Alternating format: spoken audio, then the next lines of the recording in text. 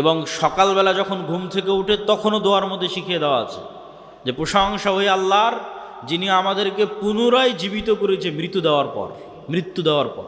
তাহলে মৃত্যু দিল কখন? ঘুমই মৃত্যু। এবং প্রত্যেকটা লেভেলে পরবর্তী লেভেলের আলামত আছে, প্রত্যেক লেভেলে পরবর্তী লেভেলের আলামত আছে। এখন আমরা কোন লেভেলে আছি? এখন আছি দুনিয়ার লেভেলে।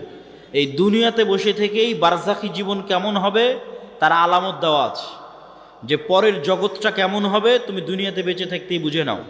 এবার যখন বারজাখী জগতে চলে যাবেন তখন ওখানে আলামত দেওয়া হবে যে কিয়ামতের পরের জগৎ কেমন হবে তুমি এখান থেকে বুঝে নাও। বারজাখী জগৎ থেকে হালকা হালকা বুঝতে পারবে, কেননা জান্নাতের সাথে দরজা খুলে দেওয়া হবে, কারো দরজা জাহান্নামের সাথে খুলে দেওয়া হবে, সরাসরি জান্নাতে দেওয়া হবে না, সরাসরি জাহান্নামে দেওয়া হবে না, কিন্তু ওখানে বসে থেকে বুঝতে পারবে হালকা হালকা যে জান্নাত কেমন হতে পারে, ওখান থেকে বসে থেকে বুঝতে পারবে হালকা হালকা যে জাহান্নাম কেমন হতে পারে।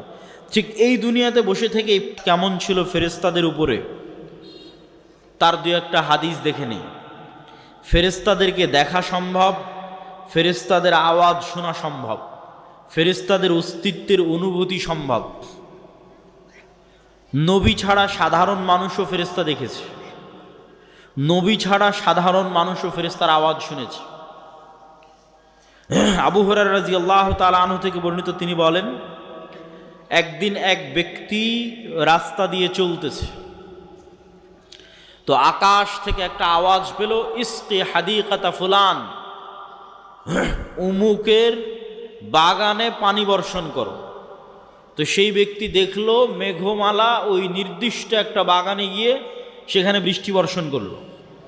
সেই বৃষ্টি বর্ষণের পানি নালা বেয়ে পড়ে যাচ্ছে। তো এই পানির আলামত ধরে ধরে যারা পিছনে দাঁড়িয়ে আছেন তারা এই পাশে, আমার হাতের বাম পাশে জায়গা খালি আছে, যারা ডান দিকে অথবা পিছনে দাঁড়িয়ে আছেন তারা হাতের বাম পাশে চলে এসে বসতে পারে। তো অদৃশ্য গায়েব থেকে আওয়াজ শুনে ওই ব্যক্তি ওই পানির লাইন ধরে ধরে জমিতে গেল। তো গিয়ে দেখে সেখানে একটা ব্যক্তি কাজ করতেছে, জমি চাষ করতেছে। বলে, ভাই তোমার নাম কি? তো বলে, আমার নাম এই। তো এই ব্যক্তি বলছে, বারে যেই নাম আকাশে শুনলাম এ তো দেখি সেই নাম বলে। তখন এই ব্যক্তি বলছে, আমি আকাশে তোমার নাম শুনলাম যে অমুকের বাগানে পানি বর্ষণ করো। তো তুমি বলো তো তুমি এমন কি করো যে আকাশে তোমার নামে আদেশ হয় যেন তোমার বাগানে পানি বর্ষিত হয়?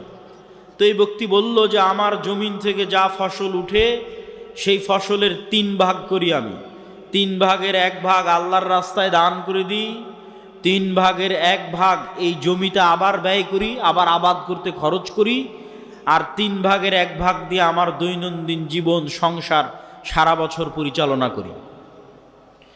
তো এই ব্যক্তি কোনো নবী নয়, সে ফেরেশতার আওয়াজ শুনেছে, যে ফেরেশতা বলতেছে ইসকি হাদিকাতা ফুলান, উমুকের বাগানে বৃষ্টি বর্ষণ করো।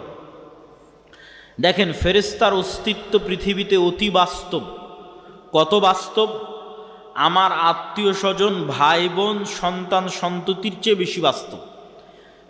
কেন আমার আত্মীয় স্বজন, ভাই বোন, বাপ মা, সন্তান সন্ততির চেয়ে বেশি বাস্তব? এই জন্য যে আল্লাহ যখন প্রথম আমাদের সৃষ্টি করেছে, প্রথম যখন জান্নাতে আল্লাহ আমাদের সৃষ্টি করেছে আমাদের আদি পিতা আদম আলাইহিসসালাতু ওয়াসসালামকে, তখন আদম আলাইহিসসালাতু ওয়াসসালাম চোখ খুলে দেখেনি যে এটা আমার বাপ, এটা আমার মা, আর চোখ খুলে দেখেনি যে এটা আমার বউ, চোখ খুলে দেখেনি যে এটা আমার ছেলে। চোখ খুলে প্রথম পরিচিত হয়েছে বারে ফেরেশতা। ওয়াইজ ক্বালা রাব্বুকা লিল মালাইকাতি ইন্নী জাইলুন ফিল আরদি খলিফা ক্বালু আতাজআলু ফিহা মান ইউফসিদু ফিহা ওয়া ইয়াসফিকুদ দিমা। আল্লাহ নিজে পবিত্র কোরআনে ব্যাপকভাবে বর্ণনা করেছেন এই ঘটনা। আল্লাহ সুবহানাহু ওয়া তাআলা ডাক দিয়ে ফেরেশতাদের বলছেন যে আমি পৃথিবীতে মানুষ তৈরি করতে চাই। তখন ফেরেশতারা বলছে, আপনি পৃথিবীতে এমন কাউকে তৈরি করবেন যারা ফিতনা ফাসাদ করবে?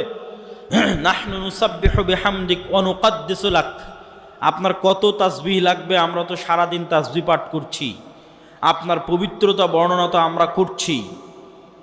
তখন আল্লাহ বললেন, ইন্নী আ'লামু মা লা তা'লামুন, ফেরেশতারা তোমরা অতটুকুই জানো যতটুকু আমি তোমাদের জানিয়েছি, পুরো গায়েব তোমরা তো জানো না। সম্পূর্ণ গায়েব তোমাদের জানা নাই, যতটুকু আমি জানিয়েছি ততটুকুই জানো। ওয়া আল্লামা আদামাল আসমাআ কুল্লাহা সুম্মা আরাদাহুম আলাল মালাইকা, আদমকে কিয়ামত পর্যন্ত যা সৃষ্টি হবে সব আল্লাহ শিখিয়ে দিয়েছেন। ওই ক্যামেরা, ওই কম্পিউটার, ওই মোবাইল, ওই বিমান, ওই পারমাণবিক বম সব আদম আলাইহিস সালাতু ওয়াস সালাম জানতেন। আদম আলাইহিস সালাতু ওয়াস সালামের ব্রেনে ছিল বলেই সেটা ট্রান্সফার হতে হতে হতে হতে হতে হতে মানুষের ব্রেনে এখনও আছে। এই জন্য ওটা মানুষ বের করে নিয়ে আসতে পারতেছে। যদি বাপের ব্রেনে না থাকে জীবনে সম্ভব নয় ওটা নিয়ে আসা। বাপের ব্রেনে ছিল, ট্রান্সফার হতে হতে মানুষের ব্রেনেও আছে। সময় সাপেক্ষে যুগের প্রয়োজনে বের হতে থেকেছে। যুগের চাহিদায় ওই পর্দাটা উন্মুক্ত হয়ে গেছে, যুগের চাহিদায় ওই পর্দাটা উন্মুক্ত হয়ে গেছে, ওই জ্ঞানের দরজাটা খুলে গেছে। কিন্তু সবগুলো জ্ঞান আগেই বাপের ব্রেনে রাখা আছে। বাপের ব্রেন থেকে ট্রান্সফার হতে হতে সন্তানের ব্রেনেও আসতে থেকেছে। যুগের প্রয়োজনে যখন যে জ্ঞানের দরকার, যখন যে গায়েবের পর্দা উন্মোচন হওয়ার দরকার, সেটা উন্মোচন হতে থেকেছে। ও আল্লামা আদম আল আসমা কুল্লাহা, সব শিখিয়ে দিলেন আল্লাহ আদম আলাইহিস সালামকে। তারপরে ফেরেশতাদের ডাক দিয়ে বললেন, ফেরেশতারা বলো, আম্বিউনি বি আসমাই হাউলাই, এগুলোর নাম বলো, এগুলো কি? তখন ফেরেশতারা আর বলতে পারে না। ক্বালু সুবহানাক লা ইলমা লানা ইল্লা মা আল্লামতানা, আল্লাহ আপনার পবিত্রতা, আপনি মহাপবিত্র, আমরা অতটুকুই জানি যতটুকু আপনি জানিয়েছেন, এর বাইরে আমাদের জানার কোনো ক্ষমতা নেই। ইন্নাকা আনতাল আলিমুল হাকিম, আপনি হলেন সর্বজ্ঞানী, আপনি হলেন সর্বজ্ঞানী এবং সর্বপ্রজ্ঞাময়। তখন আল্লাহ বললেন, ইয়া আদম আম্বিউহুম, এই যে আদম, এবার তুমি বলো তো এই জিনিসগুলোর নাম কি? ফালাম্মা আম্বাআহুম বিআসমাইহিম, তখন আদম আলাইহিস সালাতু ওয়াস সালাম সবগুলোর নাম বলে দিলেন। এবার আল্লাহ ফেরেশতাদের বলেন, ওয়াইজ কুলনা লিল মালাইকাতি ইসজুদু লি আদম, তখন আমি আল্লাহ ফেরেশতাদের বললাম, ফেরেশতারা তোমরা এবার আদমকে সিজদা করো।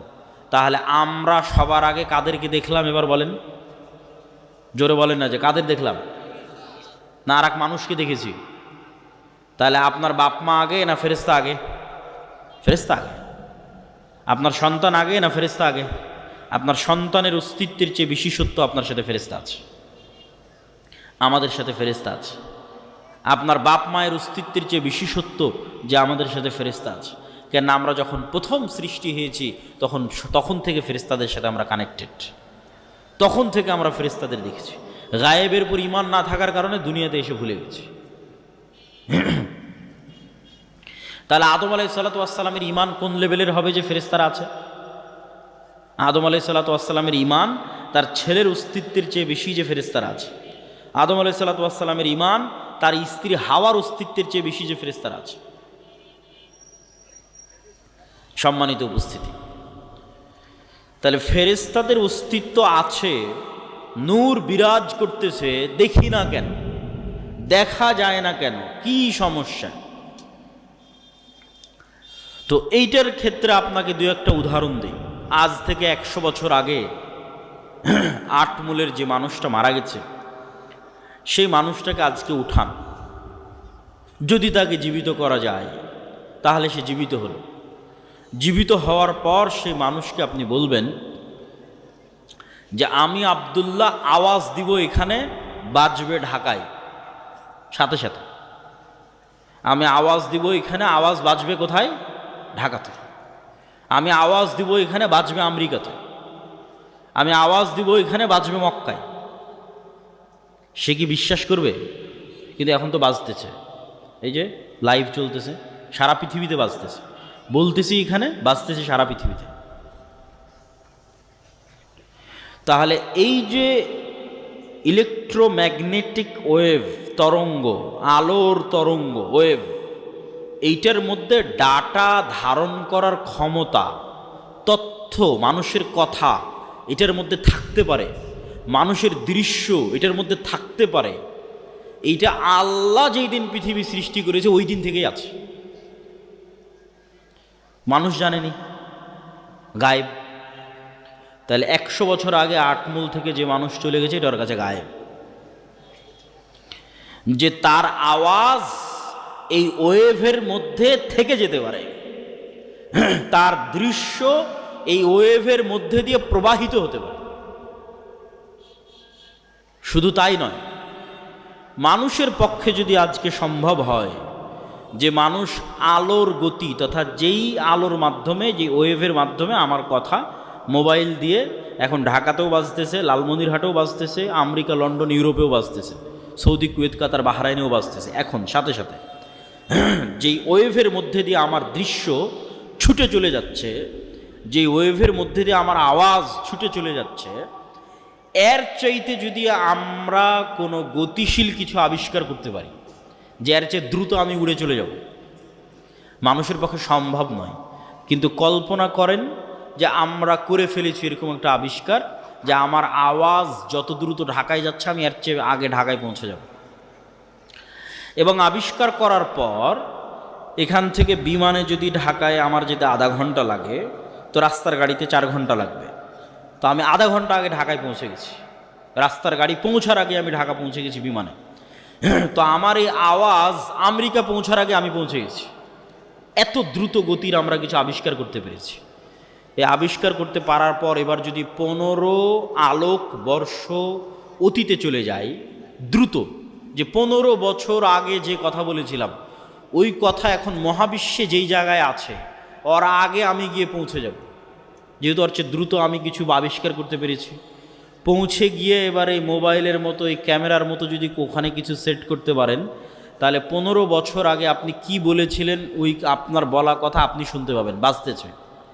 15 বছর আগে আপনি কি করেছিলেন, আপনার করা কাজ আপনি লাইভ দেখতে পাবেন, এই যে আমি এটা করতেছি, কেননা ওইটা এই আলোর তরঙ্গের মধ্যে সেভ আছে, হারায়নি। বিজ্ঞানীরা এখনও জানে না যে পৃথিবী যখন প্রথম সৃষ্টি হয়েছে তখন পৃথিবী থেকে যে আলো মহাবিশ্বের দিকে ছুটতে থেকেছে ওইটা এখনও মহাবিশ্বের শেষ মাথায় পৌঁছতে পেরেছে কিনা। তাহলে এভাবে যদি 1400 বছর আগে চলে যান, তাহলে মুহাম্মদ সাল্লাল্লাহু আলাইহি ওয়াসাল্লামের হাদিস বুখারীতে পড়া লাগবে না, আপনি কানে শুনতে পাবেন, নিজে কানে শুনতে পাবেন, যেমন এখন লাইভ বাজতেছে। তো 1500 বছর অতীতে চলে গেলে আলোর গতির চেয়ে বেশি গতি নিয়ে মুহাম্মদ সাল্লাল্লাহু আলাইহি ওয়াসাল্লামের হাদিস নিজে কানে শোনা যাবে, বদরের যুদ্ধ লাইভ দেখা যাবে, বাস্তবে হচ্ছে এটা দেখা যাবে। এটা মানুষের দ্বারা সম্ভব নয়, এটা দিয়ে আল্লাহ মানুষের গুনাহকে গোপন রেখেছে, নাহলে একজন মানুষের গুনাহ গোপন থাকতো না। এই আলোর গতির চেয়ে মানুষের গতি কম থাকার কারণে মানুষের গুনাহ আজ গোপন আছে। সম্মানিত উপস্থিতি, তাহলে আমরা যা বলছি তার 1 সেকেন্ডও হারায় না, 1 সেকেন্ডও নয়, চাহে মোবাইলে রেকর্ড হোক আর না হোক, ওই তরঙ্গের মধ্যে থেকে যায়, যে কেউ চাইলে ধরে বের করে নিয়ে আসতে পারবে। আল্লাহ সুবহানাহু ওয়া তাআলা এটা দিয়েই ধরে বের করবেন এটা আমি বলি না, কিন্তু এত সহজ মানুষের হিসাব নেওয়া, এত সহজ মানুষকে পাকড়াও করা, এইভাবেই পৃথিবী সেট আপ করা আছে। এখানে মানুষের একটা সেকেন্ড গোপন নয়, একটা সেকেন্ডও নয়, কেন আলো এই ডাটাগুলো ধারণ করে নিচ্ছে, যা করতেছে তাও সেভ আছে, যা বলতেছে তাও সেভ আছে। মানুষ চাইলে নিজেই দেখতে পারবে। মানুষকে আলোর চেয়ে দ্রুতগতির যন্ত্র আবিষ্কার করে অত বছর আগে চলে যেতে হবে, চলে গিয়ে নিজের আমলগুলো দেখতে হবে, এই তো আমি এগুলো করেছি, এই তো আমি এগুলো বলেছি, আমি নিজে শুনতে পাচ্ছি আমি কি বলেছি, আমি নিজে দেখতে পাচ্ছি আমি কি করেছি। কাফা বিনাফসিকাল ইয়াউমা আলাইকা হাসিবা, মানুষ আজকে তোমার বিচারের জন্য তুমি একাই যথেষ্ট, আলাদা কোনো বিচার বিভাগ কায়েম করে বিচার করতে হবে এইটা নয়, তুমি নিজেই যথেষ্ট। সম্মানিত উপস্থিতি, তাহলে কি বলছিলাম, গায়েব, নূর। তাহলে এই আলো আমার ডাটা ধারণ করতে পারে, এটা একসময় গায়েব ছিল, চোখে দেখা যায় না, তো এখনও দেখা যায় না, এখনও দেখা যাচ্ছে না, যন্ত্র ধরতে পেরেছে কিন্তু আমরা তো দেখতে পাচ্ছি না। তাহলে ওইটা যেমন সত্য যে আল্লাহ যেই দিন পৃথিবী সৃষ্টি করেছেন ওই দিন থেকে মানুষের বলা কথায় আলোর মধ্যে থেকে গেছে, মানুষের বলা কাজ করা কাজ এই আলোর মধ্যে থেকে গেছে, এর চেয়ে বেশি সত্য যে এখানে নূর আছে, ফেরেশতা আছে, এটা এখন গায়েব।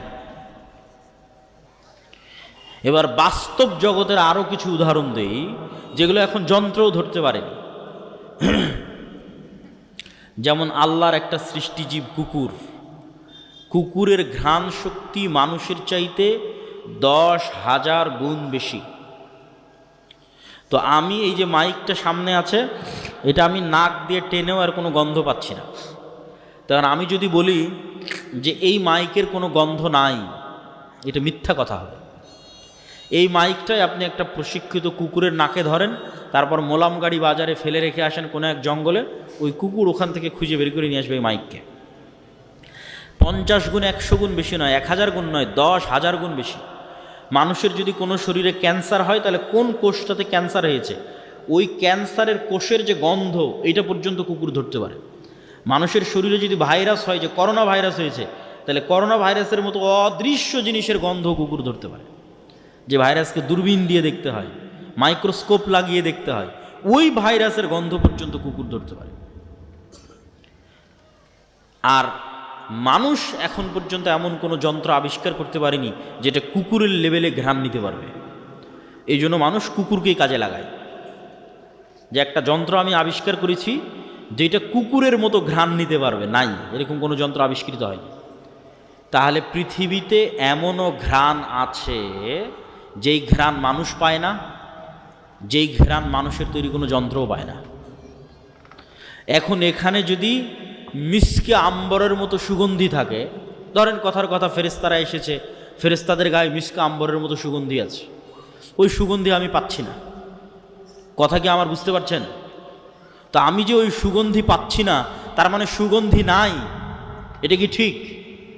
এটা ঠিক নয়। ঠিক তেমনি এমনও আওয়াজ আছে, কবরের আযাব কই, শুনতে তো পাই না। পাশ দিয়ে পিঁপড়া যাচ্ছে, শুনতে পান? শুনতে পাই না। এই রেকর্ডারও যদি ওই পিঁপড়ার কাছে লাগান, তবুও ধরা যাবে না পিঁপড়ার আওয়াজ। তাহলে পিঁপড়ার হাঁটার আওয়াজ হয় না? মিথ্যা কথা। সাপের যাওয়ার আওয়াজ হয় না? মিথ্যা কথা। ওইটা যেই লেভেলের সূক্ষ্ম আওয়াজ, ওইটা আবার আল্লাহর আর এক সৃষ্টিজীব ধরতে পারে। যেমন হাতির মতো অন্য আরও কিছু প্রাণী আছে, এরা আওয়াজ ধারণে খুবই সূক্ষ্ম, কয়েক লক্ষ কোটি কিলোমিটার দূরের আওয়াজ, সূক্ষ্ম থেকে সূক্ষ্ম আওয়াজ ধারণ করতে পারে। তাহলে কবরের আযাব হচ্ছে, কে শুনতে পায়? আল্লাহর সৃষ্টিজীব শুনতে পায়, মানুষ শুনতে পায় না। তাহলে এটা এখনো পৃথিবীতে এরকম অসংখ্য সৃষ্টিজীব আছে যাদের একজনের কাজ আর একজনের সাথে মিলবে না। আপনি একটা ঘরের মধ্যে একটা বাবুই পাখিকে ছেড়ে দেন, ও জানালাই খুঁজে পাবে না কোথায় জানালা, একবার দেওয়ালের সাথে বাড়ি খাবে, একবার ছাদের সাথে বাড়ি খাবে, অথচ আপনি দেখতে পাচ্ছেন এটা জানালা, ও জানালা খুঁজে পায় না। ওর দৃষ্টিশক্তি ওইভাবেই আল্লাহ সীমাবদ্ধ করে রেখেছে। তো ও যেমন জানালা খুঁজে পাচ্ছে না, ঠিক তেমন আপনি ফেরেশতা খুঁজে পাচ্ছেন না। ওই পর্যন্তই আপনার জ্ঞানের সীমা, দেখার সীমা, অনুভূতির সীমা। সাপ মানুষকে দেখতে পাই, যে আমি আব্দুল্লাহ 5 ফিট 5 ইঞ্চি, 5 ফিট 6 ইঞ্চি মোটা, এরকম দাড়ি, সাদা কালো, যেভাবে আপনি আমাকে দেখছেন এভাবে সাপ দেখে না। এভাবে দেখার ক্ষমতা আল্লাহ সাপকে দেয়নি। সাপ বুঝতে পারে তাপ, তাপ দিয়ে বুঝতে পারে যে মানুষ।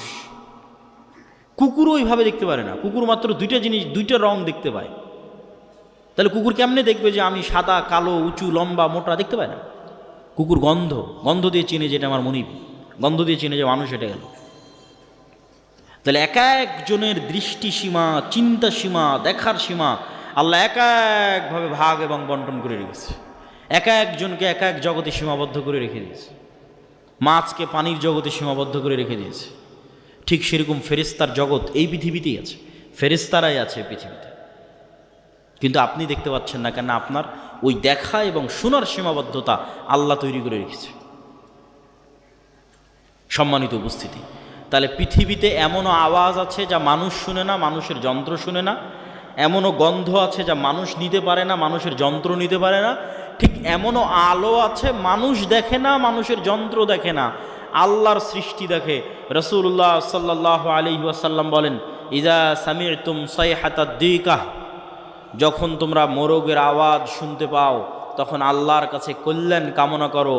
ফাইন্নাহা রাআতিল মালাইকা, ফেরেশতাদের যেই নূর, এই নূরের যে আলো, এই আলো মোরগ দেখতে পায়। বলেন আল্লাহু আকবার। তাহলে ফেরেশতা বিরাজমান, নূর বিরাজমান। মানুষের যন্ত্র দেখতে পায় না, মানুষ দেখতে পায় না, কিন্তু আল্লাহর এক সৃষ্টিজীব দেখতে পায়। রাসূল সাল্লাল্লাহু আলাইহি ওয়াসাল্লাম বলছেন, যখন তোমরা গাধার আওয়াজ শুনো, নুহাকাল হিমার, তখন ফাতাআউযু মিনাশ শাইতান, তখন তোমরা শয়তান থেকে পরিত্রাণ চাও। শয়তানের আলো আর এক ভিন্ন লেভেলের আলো, এটা আগুনের আলো, এটাও অদৃশ্য। মাইক্রোওয়েভ ওভেনের যে হিটিং, এইটা যেমন অদৃশ্য, ঠিক তেমন জিনের আলো, শয়তানের আলো অদৃশ্য, কিন্তু ওই আলো কুকুর দেখতে পায়, গাধা দেখতে পায়, মানুষ দেখতে পায় না। সম্মানিত উপস্থিতি, তাহলে আমি আপনি দেখতে পাই না মানে অস্তিত্ব নাই, এটা সম্পূর্ণ মিথ্যা কথা, সম্পূর্ণ ডাহা মিথ্যা কথা। যেগুলোর নিদর্শন, যেগুলোর আলামত আল্লাহ নিজে পৃথিবীতে দিয়ে রেখেছে। তাহলে আমরা কি বলছিলাম? ফেরেশতা আছে, ফেরেশতার আওয়াজ মানুষ শুনতে পারে, ফেরেশতাকে দেখতেও পারে। বনু ইসরাইলের 3 জন ব্যক্তি অন্ধ, কুষ্ঠ, টাক, আল্লাহ ফেরেশতা পাঠিয়েছে তাদের কাছে মানুষ হিসেবে পরীক্ষা নেওয়ার জন্য।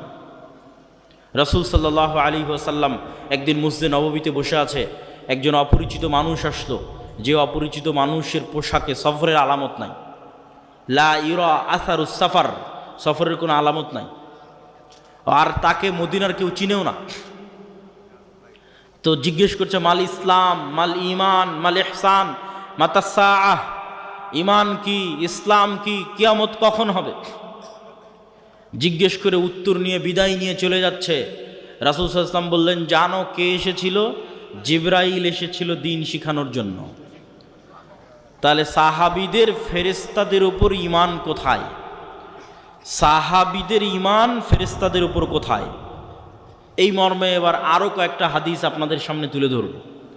জাবের রাদিয়াল্লাহু তাআলা আনহু বলছেন, সাদ বিন মুআজ আনসারী সাহাবী, আউস খাজরাজ গোত্রের প্রধান, খন্দকের যুদ্ধে আহত অবস্থায় শহীদ হয়েছে, ইয়াং বয়সে, 35, 38, 40 বছর বয়সে। রাসূল সাল্লাল্লাহু আলাইহি ওয়াসাল্লামের আশেপাশে যেগুলো ছিল সব ইয়াং। রাসূলুল্লাহ সাল্লাল্লাহু আলাইহি ওয়াসাল্লাম বললেন, ইহতাজ্জালাহু আরশুর রহমান, আল্লাহর আরশ কেঁপে উঠেছে সাদ বিন মুআজের মৃত্যুতে। ওয়া ফুতিহাত লাহু আবওয়াবুস সামা, আসমানের সব দরজা আজকে সাদ বিন মুআজের মৃত্যুতে খুলে দেওয়া হয়েছে। ওয়া শাহিদাহু সাবউনা আলফাম মিনাল মালাইকা, 70,000 ফেরেশতা আমাদের সাথে আজকের জানাজায় অংশগ্রহণ করেছে সাদ বিন মুআজের জানাজায়। বলেন আল্লাহু আকবার। তো আসমানের দরজা থাকতে পারে, এটা কঠিন তো কিছু নয়। আমরা তো আসমান থেকেই পৃথিবীতে এসেছি, জান্নাত থেকেই পৃথিবীতে এসেছি। আদি পিতা আদম আলাইহিস সালাতু ওয়াস সালাম তো আসমানেই ছিলেন, জান্নাতেই ছিলেন, এটা অস্বাভাবিক কিছু না। তো জান্নাত থেকে নামতে হলে তো কোনো না কোনো দরজা দিয়েই নেমেছে। সেই দরজা দিয়ে ঈসা আলাইহিস সালাতু ওয়াস সালাম উপরে উঠে গেছে, সেই দরজা দিয়ে মুহাম্মদ সাল্লাল্লাহু আলাইহি ওয়াসাল্লাম উপরে উঠে গেছে। ছিলামই তো আমরা জান্নাতে, আসমানে। সুতরাং এই যোগাযোগ কঠিন, অস্বাভাবিক কিছু নয়। আর ফেরেশতা নেমে 70,000 ফেরেশতা নেমে অংশগ্রহণ করলে ওটা অস্বাভাবিক। আল্লাহ কোরআনে আয়াতই শুরু করেছে সূরা বাকারাতে যে মানুষ সৃষ্টি শুরুই হচ্ছে ফেরেশতাদের সাথে কথোপকথন দিয়ে। আদম আলাইহিস সালাতু ওয়াস সালাম চোখ খুলেই দেখতেছে ফেরেশতাদের, তাহলে এটা অস্বাভাবিক নয়। ঈমান বিল গায়ব না থাকার কারণে মনে হচ্ছে অস্বাভাবিক, ঈমান বিল গায়বে ইয়াকিন না থাকার কারণে মনে হচ্ছে অস্বাভাবিক। জাবের রাদিয়াল্লাহু তাআলা আনহু বলছেন, লাম্মা কুতিলা আবি, আমার পিতা যখন মারা গেল, অনেক মেয়ে রেখে, ঋণ রেখে,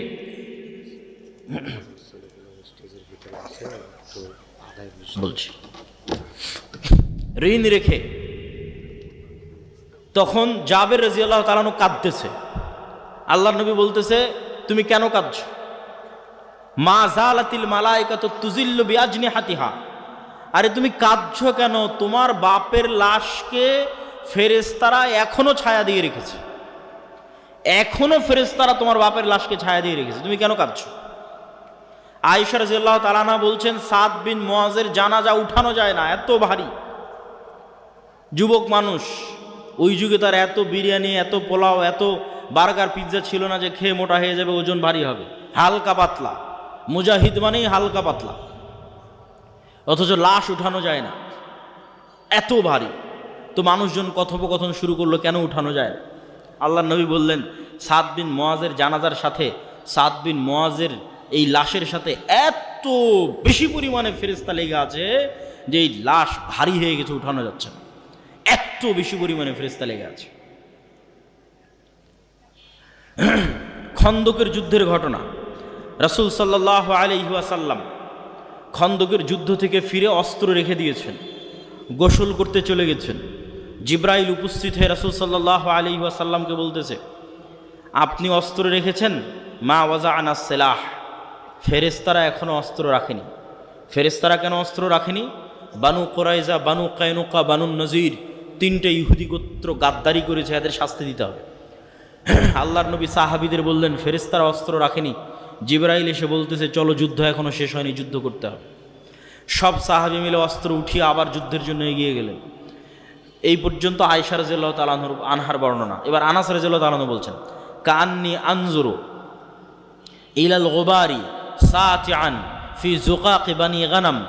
বলছেন সাহাবীরা সহ আল্লাহর নবী সহ যখন আমরা বের হচ্ছি ইহুদি গোত্রগুলোর দিকে এগিয়ে যাওয়ার জন্য, তখন আমাদের সামনে দেখছি ধুলায় অন্ধকার। ঠিক যেমন 500-1000 মোটরসাইকেলের শোডাউন দিলে গ্রামের রাস্তায় ধুলা উঠতে থাকে, পিছনের গাড়িতে করে যদি আপনি থাকেন দেখবেন যে ধুলায় অন্ধকার হয়ে গেছে রাস্তা। তাহলে আমরা যাচ্ছি তো সামনে ধুলায় অন্ধকার। কিসের ধুলা? আনাস রাদিয়াল্লাহু তাআলা বলছেন আমাদের আগে আগে জিবরাইলের ঘোড়সওয়ার বাহিনী যাচ্ছে। আল্লাহু আকবার। জিবরাইলের ঘোড়সওয়ার বাহিনীর পায়ের আঘাতে ধুলা তৈরি হয়েছে। সাদ বিন আবি ওয়াক্কাস রাদিয়াল্লাহু তাআলা আনহু থেকে বর্ণিত, তিনি বলেন, রাআইতু ইয়াওমা উহুদিন আন ইয়ামিনি ওয়া আন ইয়াসারি। উহুদের যুদ্ধের দিন আমার ডানে এবং আমার বামে দুইজন ব্যক্তি, রজুলাইন আলাইহিমা সিয়াবুন বীজুন, দুইজন ব্যক্তি সাদা পোশাকধারী, মা রাআইতুহুমা ক্বাবলু আলা বাদ, যাদেরকে আমি অতীতে কোনোদিন দেখিনি, পরে কোনোদিন দেখিনি। এই দুইজন সাদা পোশাকধারী ব্যক্তি আসাদ্দাল কিতাল, বীর বিক্রমে যুদ্ধ করতেছে, সীমাহীন ভয়ঙ্কর যুদ্ধ করতেছে। রাসূল সাল্লাল্লাহু আলাইহি ওয়াসাল্লামকে এসে যখন শোনালাম, আল্লাহর নবী বললেন এরা দুইজন হচ্ছে জিবরাইল আর মিকাইল। আল্লাহু আকবার। জিবরাইল মিকাইল যুদ্ধে অংশগ্রহণ করেছে রাসূল সাল্লাল্লাহু আলাইহি ওয়াসাল্লামের পক্ষে। বর্ণনা দিচ্ছেন সাদ বিন আবি ওয়াক্কাস। একজন সাহাবী এক যুদ্ধে এক মুশরিকের পিছনে ধাওয়া করতেছে, তো আকাশ থেকে আওয়াজ আসতেছে, আকদিম ইয়া হাইজুম, হে হাইজুম তুমি এগিয়ে চলো। আওয়াজ আসা মাত্রই এই সাহাবী ওই মুশরিকের উপর আক্রমণ করার আগেই মুশরিক উল্টে পড়ে আছে এবং ক্ষত স্থান থেকে রক্ত বের হচ্ছে, আহত স্থান থেকে রক্ত বের হচ্ছে। সাহাবী রাসূল সাল্লাল্লাহু আলাইহি ওয়াসাল্লামকে এসে ঘটনা শোনালে আল্লাহর নবী বললেন, জালিকা মিন মাদাদিস সামাইস সালিসা, এটা ছিল তৃতীয় আসমান থেকে আসা ফেরেশতার আক্রমণ। উহুদের যুদ্ধের দিন হানজালা রাদিয়াল্লাহু তাআলা আনহু শহীদ হয়েছে। তার স্ত্রীর মারফতে জানা যাচ্ছে যে তিনি ফরজ গোসল অবস্থায় বাসর ঘর থেকে বের হয়ে গেছেন জিহাদের ডাক শুনে। সাহাবীরা আল্লাহর নবীকে বললেন হানজালাকে গোসল দিতে হবে। রাসূল সাল্লাল্লাহু আলাইহি ওয়াসাল্লাম বলেন, ইন্না সাহিবাকুম তুগাসসিলুহুল মালায়েকা, তোমরা আর হানজালাকে কি গোসল দিবা? ফেরেশতারা ইতিমধ্যে গোসল দিয়ে ফেলেছে। তাহলে এবার আপনি শুধু চিন্তা করবেন সাহাবীদের ঈমান ফেরেশতার অস্তিত্বের উপর, আর আমার আর আপনার ঈমান ফেরেশতার অস্তিত্বের উপর। ঈমান বিল গায়বে ইয়াকিন, যেটা আমাদের বক্তব্যের মূল বিষয়বস্তু, যার এক পয়েন্টে আমরা আছি ঈমান বিল মালায়েকা, ফেরেশতার উপর ইয়াকিন, ফেরেশতার অস্তিত্বের উপর ইয়াকিন। তো এগুলো কি শুধু হাদিসে এসেছে? না। আচ্ছা, এগুলো কি শুধু হাদিসে এসেছে? না, স্বয়ং আল্লাহ সুবহানাহু ওয়া তাআলা কোরআন মাজিদে বলতেছে। আল্লাহ সুবহানাহু ওয়া তাআলা কোরআন মাজিদে মুসলমানদের বিভিন্ন যুদ্ধে ফেরেশতা অবতীর্ণ করার কথা 5-6 আয়াতে বলেছে। ইস্তাস্তাগীসুনা রাব্বাকুম ফাস্তাজাবা লাকুম আন্নী মুমিদ্দুকুম বিআলফিম মিনাল মালাইকাতি মুরদিফিন, তোমরা আল্লাহর কাছে বিপদে পড়ে সাহায্য চেয়েছিলে, আমি আল্লাহ আসমান থেকে তোমাদের পক্ষে 1000 ফেরেশতা অবতীর্ণ করেছি। আর এক আয়াতে আল্লাহ সুবহানাহু ওয়া তাআলা বলছেন, ইস্তাকুলু লিল মুমিনিনা আলাই ইয়াকফিয়াকুম আন ইউমিদ্দাকুম রাব্বুকুম বিসালাসাতি আলাফিম মিনাল মালাইকা, তোমাদের জন্য কি যথেষ্ট নয় যে আল্লাহ আসমান থেকে 3000 ফেরেশতা অবতীর্ণ করেছে? যদি প্রয়োজন হয় আল্লাহ 5000 ফেরেশতা আসমান থেকে অবতীর্ণ করবেন। সম্মানিত উপস্থিতি, তাহলে ফেরেশতারা আল্লাহর নবীর পক্ষ হয়ে যুদ্ধে অংশগ্রহণ করেছে, আর সেই ফেরেশতাদের সাহাবীরা দেখেছে, সেই ফেরেশতাদের অস্তিত্বের প্রভাব সাহাবীরা দেখেছে।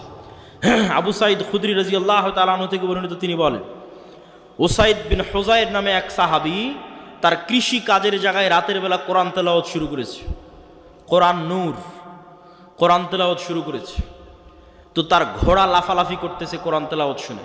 উনি কোরআন তেলাওয়াত থামিয়ে দিয়েছেন, আবার শুরু করলেন, আবার ঘোড়া লাফালাফি করলো। 3 বার এরকম হওয়ার পর আর কোরআন তেলাওয়াতই করলেন না। আল্লাহর নবীকে এসে ঘটনা শোনালে আল্লাহর নবী বললেন, তিলকাল মালাইকাতু দানাত লিসাউতিক। ও সাইদ, তোমার কোরআন তেলাওয়াতের আওয়াজে আল্লাহর ফেরেশতারা সব ওখানে নিকটবর্তী হয়ে গেছিল, যেই ফেরেশতাদের দেখে ঘোড়া লাফালাফি করতেছে। তুমি যদি সকাল পর্যন্ত তেলাওয়াত অব্যাহত রাখতে, মানুষেরও ফেরেশতাকে দেখে নিত।